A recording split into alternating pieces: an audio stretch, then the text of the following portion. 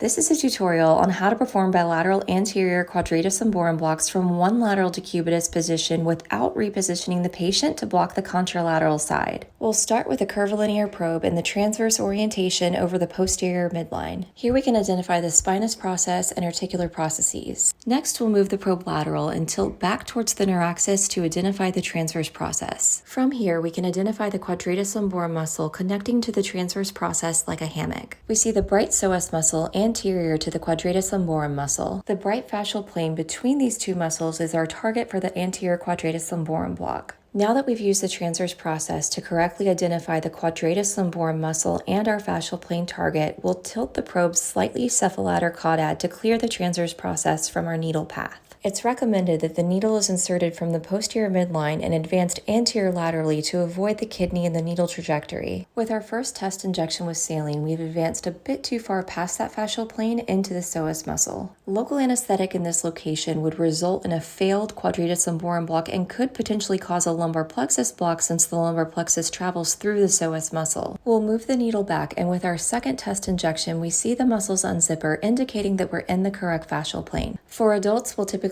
inject 20 to 30 mL of dilute local anesthetic per side. When the first block is completed, we'll move the probe back to the posterior midline. Here again, we see the spinous process and articular processes. Next, we'll move the probe lateral away from midline on the contralateral side and tilt back towards the neuraxis to identify the transverse process. Here we see the hammock-shaped quadratus lumborum muscle, brighter psoas muscle, and our fascial plane target. Again, we'll tilt the probe a little cephalater caudad to clear that transverse process from our needle path and advance in a posterior medial to anterior lateral direction. The muscles separate nicely with our saline test injection, so we'll switch to our dilute local anesthetic and inject about 20 to 30 mL. When your block is complete, you can visualize the cephalocaudal spread and long axis by placing the probe in the sagittal orientation over the iliac crest. In this long axis view, we can identify the iliac crest, quadratus lumborum muscle, psoas muscle, and the local anesthetic between these two muscles. As we scan cephalad, we can trace this local anesthetic spread up to the kidney. In this window, the kidney limits our visualization of further cephalad spread. Local anesthetic travels in a cephalad direction, entering the lower thoracic paravertebral space, and we can expect analgesia with the anterior quadratus lumborum block from approximately T6-7 to L1-L2.